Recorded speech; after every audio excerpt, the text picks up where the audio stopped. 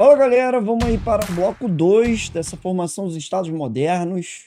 Eu acabei colocando uma aula de 50 minutos para a França, coloquei muito vídeo de game, muita coisa legal. E aí, óbvio que isso enriquece o material, mas não vou fazer o mesmo com a Inglaterra. Espero que estava já dando uma olhada nos vídeos do Age of Empires 4 e não tem tanto vídeo sobre a construção na Inglaterra que eu poderia aproveitar. Vou dar uma olhada depois no Age 2, mas acredito que também não tem muita coisa. Até tem no Age 2 a Batalha de Hastings, mas eu vou usar do Age 4. A gente começa falando da ocupação da Ilha da Inglaterra, que ela está sendo associada nos séculos V de tribos anglo-saxões, anglos e saxões. A gente usa até o termo anglo e saxão separados, são dois grupos diferentes, que ao longo do tempo foram se articulando, foram se unindo, e aí você forja os anglo-saxões. Então, entendem? Você tinha as tribos anglas, as tribos saxões, elas ocuparam esse território da Inglaterra, elas formaram uma heptarquia saxônica, é um nome complexo para falar de um reino fragmentado em 7 reinos, e depois, obviamente, viram uma coisa só, um Egberto, mas você vai ter uma heptarquia onde você tem 7 reinos, você consegue contar. Eu achei esse mapa, assim, é um mapa, obviamente, lá da Inglaterra, é um mapa produzido na Europa, você dificilmente encontra um mapa desse, tanto é que está em inglês. Aí tem Anglo-Saxon Kingdoms no ano de 800, então século 8 indo para o 9. Aí você tem Nortúmbria, Mércia, East Anglia, o que seria Anglia Oriental, Essex, Kent, Sussex e Wessex, né? Então você tem os territórios, tem um coração em vermelho, é interessante, e aí depois você tem mais algumas alianças, formando assim essa heptarquia. No século 8, de 7 viraram 3, e no século 9 eles formaram um único estado anglo-saxônico com capital em Wessex, com o Egberto. Então, de certa forma, você tem o Egberto sendo o cara que vai comandar essa realidade. Esse é o contexto da introdução do feudalismo na Inglaterra, essa heptarquia saxônica nesses 7 reinos. A história começa a mudar a partir da expedição, de uma força expedicionária, a gente pode usar esse termo, do Guilherme, o Conquistador, Guilherme, Duque da Normandia. Ele vem lá da França. É interessante pensar já essa conexão, até para você entender melhor a Guerra dos 100 Anos. Você tem um duque, um nobre normando, filho de vikings, filho de normandos, sangue viking, sangue normando misturado, onde você tem um Guilherme, o Conquistador, que ele vai vir da Normandia e vai derrotar o último rei anglo-saxônico, Haroldo II. E aí tem até um vídeo do Age of Empires 4 que fala sobre essa conquista normanda do reino da Inglaterra, dando início à primeira dinastia normanda na Inglaterra a partir de 1066, a dinastia do Guilherme o Conquistador.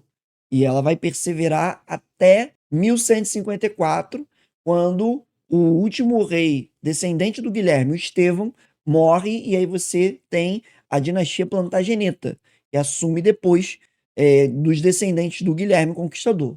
E aí, vou interromper agora para passar esse vídeo do Age of Empires 4 que mostra essa batalha de Hastings, que mostra essa chegada do Guilherme Conquistador e a tomada desse território.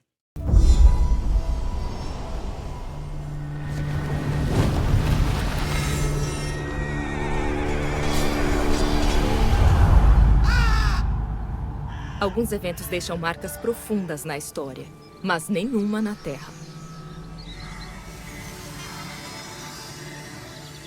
Este é o local da Batalha de Hastings. Após quase 1000 anos, não restou nenhum traço desse conflito sanguinário. Mas aqui foi onde o destino da Inglaterra mudou. Aqui um rei foi morto e o vencedor tomou o trono.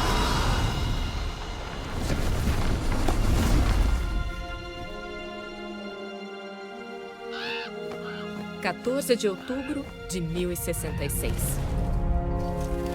Nós sabemos o que aconteceu aqui graças a isso. A tapeçaria de Bayeux. Um registro dos eventos cuidadosamente preservado. Ela mostra os protagonistas. Haroldo, o anglo-saxão recém-coroado rei da Inglaterra.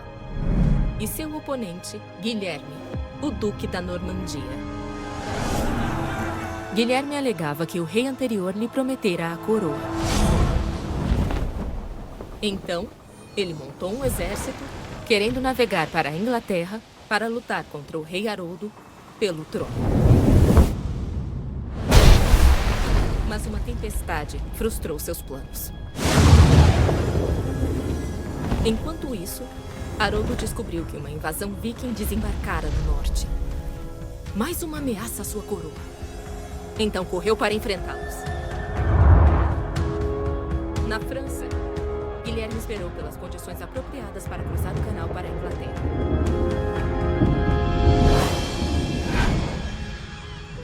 O tempo melhorou.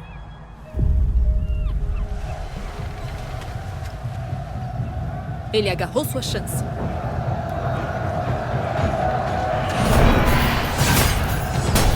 "400 quilômetros ao norte, Haroldo tinha derrotado os vikings. Agora, sabendo da chegada de Guilherme, seu exército se apressou para o sul. Às 9 horas da manhã, nesta colina, o exército normando de Guilherme estava pronto para enfrentar os anglo-saxões de Haroldo. O cenário foi montado. O que disputavam? A própria Inglaterra.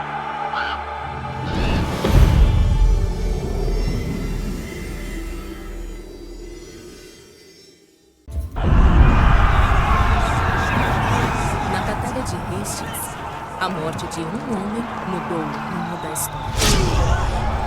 O rei anglo-saxão Haroldo foi morto aqui, na costa sul da Inglaterra, derrotado por Guilherme da Normandia. O governo anglo-saxão estava para sempre acabado.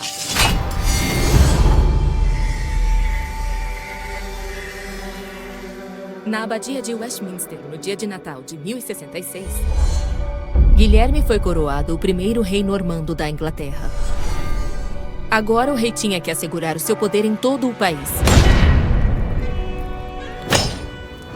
Ele começou deixando sua marca na paisagem, construindo catedrais e castelos em locais estratégicos. Nunca se viu nada parecido antes na Inglaterra.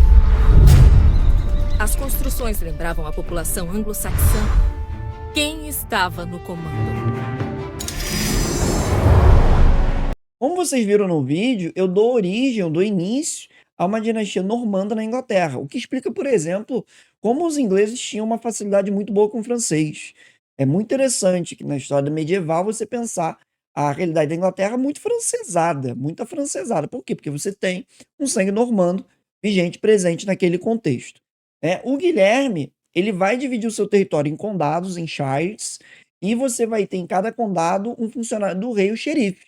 No início, eu tenho uma Inglaterra que ela é muito centralizada, ela é muito marcada por uma centralização em torno do monarca, e essa centralização ela só vai mudar quando eu tiver o governo mal feito do Ricardo Coração de Leão. O Ricardo foi um cara brabo militarmente, foi um cara que fez várias conquistas militares, porém ele politicamente é um bosta.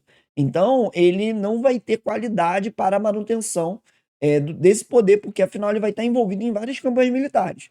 Isso vai dar espaço para o fortalecimento dos senhores feudais, o que vai colocar em xeque a própria monarquia. A gente vai falar disso daqui a pouco.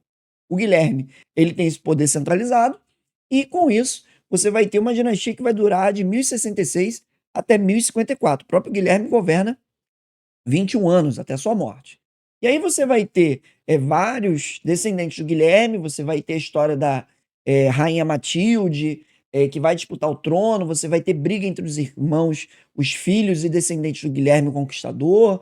Então, os irmãos descendentes do Guilherme vão brigar. O Age of Empires 4 faz uma abordagem muito legal sobre essas disputas, mas elas não aparecem muito no livro de história. Já dão um salto para o governo do Henrique, conde de Anjou, que era um conde de descendência normanda, e também ele vai se tornar o rei da Inglaterra. Quando o último descendente, o Estevão, do conquistador, do Guilherme, morre em 1154, você vai ter o Conde Anjou, o Henrique II, o primeiro Plantageneta. E o Henrique II, por esse sangue de Anjou, vai iniciar essa nova dinastia, Plantageneta ou Angevina. E isso dá início a um novo momento de reis e monarcas na realidade da Inglaterra. Essa dinastia, ela vai ser marcada por alguns elementos interessantes. Vai ser essa dinastia, a dinastia do Eduardo I, essa é a dinastia do Ricardo Coração de Leão, do João Sem Terra, do Eduardo III. Então você vai ter vários reis que são destacados e que têm relevância para a história da Inglaterra. O Henrique II, para a gente não esquecer de comentar o que ele fez, vai ser ele responsável pelas common law, a ideia de leis comuns ao reino, onde ele vai ter juízes reais para percorrer o território e exigir que essas leis fossem executadas. Então, o Henrique II ele vai ser um cara que vai criar um sistema jurídico, a common law, que até hoje influencia o sistema jurídico lá na Inglaterra. Existe uma tradição marcada por uma herança ligada ao que Henrique II produziu. O Ricardo Coração de Leão, ele é um monarca que vem após o Henrique II, e ele vai ser um monarca marcado por um heroísmo, por um cara muito forte em campo de batalha, porém vai ser um cara muito fraco na questão política. Então, o cara se envolve em muitas campanhas militares. Ele praticamente ficou 10 anos fora da Inglaterra. Ele participou da Terceira Cruzada, ele lutou na França para garantir os territórios ali mantidos na França, os territórios que a Inglaterra possuía, lá da Normandia, do Guilherme Conquistador. Então, o Ricardo, ele mantém aqueles territórios da Normandia, o que, de certa forma, mostra que aquela região é uma região que tem uma herança cultural também com a Inglaterra, está conectada, né? Lembrar que o Guilherme sai da Normandia, toma a Inglaterra, e aí você mantém esse território, esse vínculo com a Normandia. E aí o Ricardo, ele vai se envolver na Terceira Cruzada, ele vai gerar muito gasto para o trono.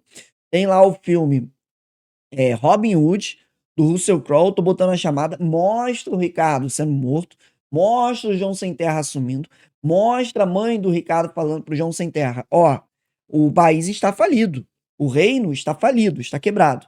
E aí o Ricardo, ele vai ser o responsável por isso. Tantas campanhas militares, o Ricardo acaba morrendo numa delas, acaba sendo morto em combate lá na França, tentando tomar um castelo, e aí o João Sem Terra assume esse estado falido, né? O que favorece os barões, os duques, já se incomodarem com esse regime tributário, já quererem aumentar o seu poder.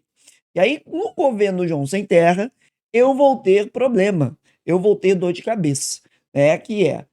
O João Sem Terra, ele vai tentar manter as posses territoriais na França, ainda era um território mantido, né, com posses. Eu vou botar uma imagem do Age of Empires 4 que mostra isso, que você tem uma Inglaterra e posses territoriais da Inglaterra na França. E aí isso também ajuda até a entender toda aquela coisa do Eduardo III e a Guerra dos 100 Anos.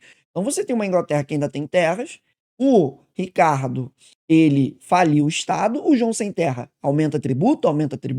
O que se relata é que o João Sem Terra, ele foi um cara muito violento com os seus senhores, com os seus vassalos. Foi um cara que cobrava de maneira muito pesada. O filme Robin Hood de Russell Crowe mostra isso. Agentes do João Sem Terra atacando os senhores feudais porque eles estavam em atraso. Então, João Sem Terra vai ser visto como um cara inescrupuloso, um cara bem babaca, bem violento. E aí os nobres vão se rebelar. Os nobres vão se rebelar, vão querer que o poder do João Sem Terra seja reduzido. Então você vai ter uma rebelião de nobres contra o João Sem Terra, naquilo que vai ser expresso, naquilo que vai ser formulado a Magna Carta. O João Sem Terra vai ter que ceder, porque ele estava em ameaça de perder o trono, e aí os nobres vão exigir a assinatura de um documento, a Magna Carta, que vai estabelecer que o João Sem Terra ele vai ter que respeitar as decisões do Grande Conselho.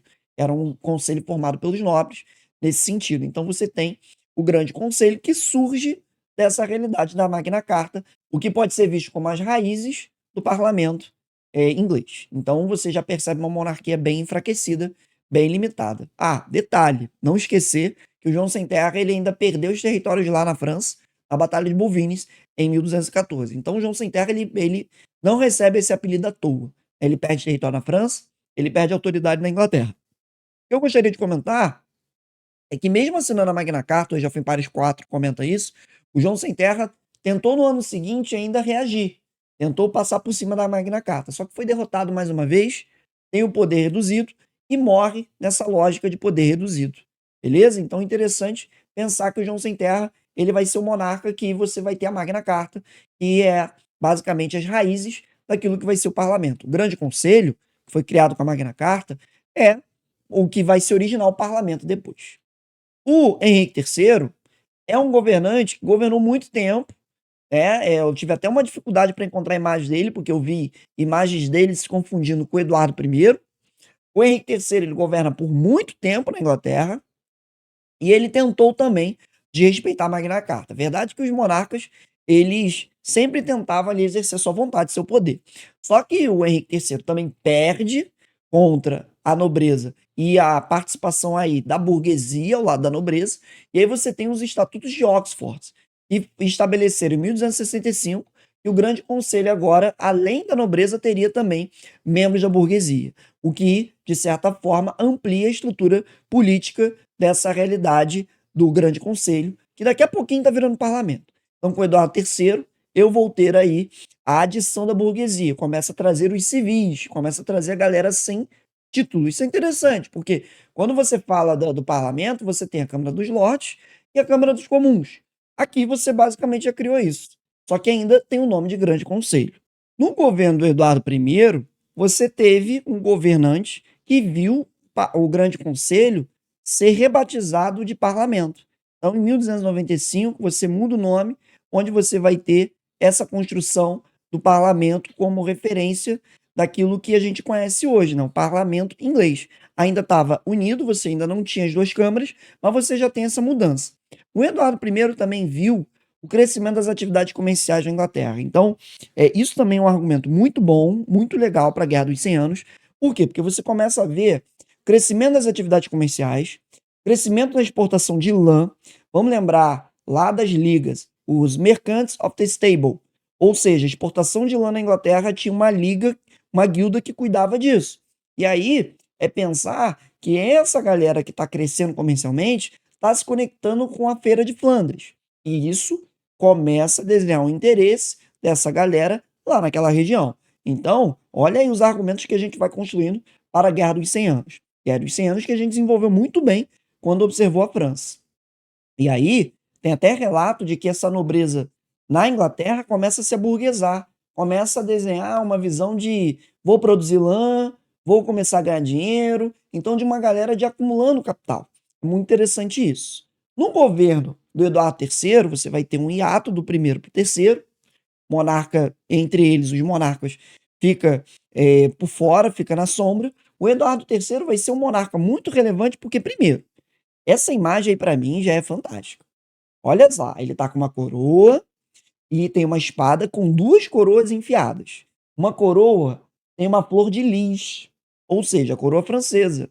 Então você tá vendo aí uma referência de um Eduardo III que vai ser o cara que vai defender a tomada lá dos territórios da França, o início da Guerra dos 100 Anos. Então, é muito legal você já ver essa ideia de que o problema na linha de sucessão francesa, lá quando você tem a morte do Carlos IV, e aí eu tenho o último rei da dinastia Capetinga, o Eduardo III, ele era neto do Filipe o Belo por parte materna, e aí os franceses não aceitam. Só que Flandres, interessado em negociar com os comerciantes ingleses por conta da lã, jura fidelidade a Eduardo. E aí Eduardo, interessado na região, com nobres que querem aquela região, obviamente se propõe a assumir aquele território, dando início à Guerra dos 100 Anos. É muito legal a gente ver essa conexão. Afinal, o início da aula fala de territórios normandos que estavam na posse de Guilherme Conquistador, que o João Sem Terra perdeu.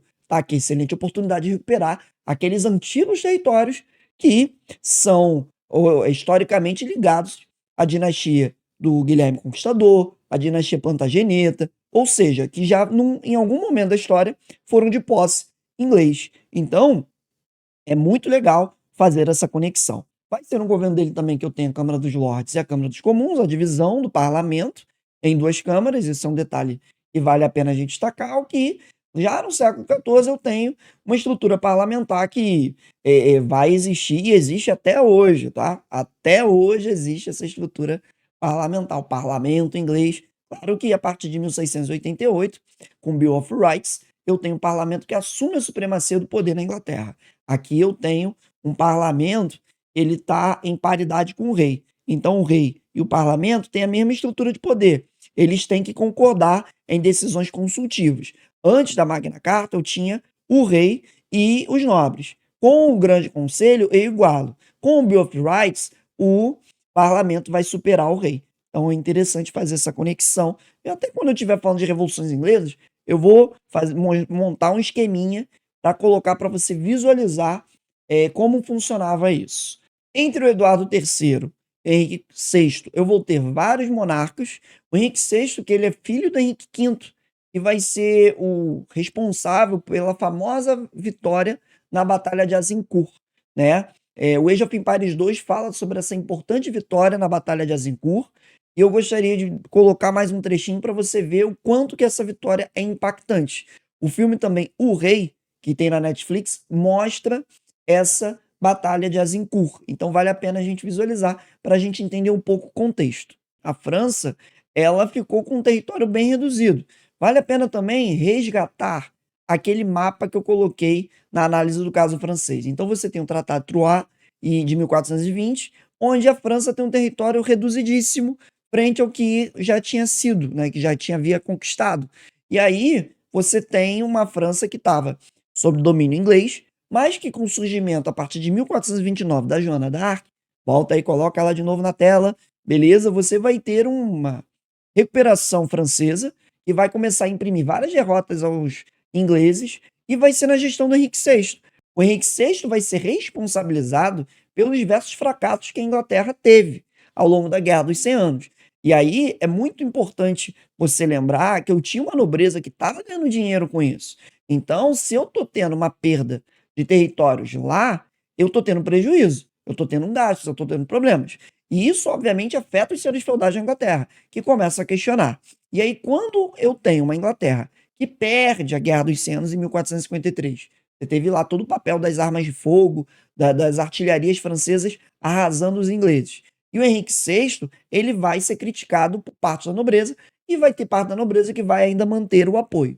E aí você vai ter um cenário problemático de guerra civil na Inglaterra. De um lado, a Rosa Lancaster, uma rosa que defendia a manutenção do Henrique VI, da dinastia e tudo mais, e você tem do outro a Rosa York, a nobreza ligada às práticas comerciais, uma nobreza irritada pela derrota na Guerra dos 100 Anos e que queria a remoção do Henrique de qualquer jeito.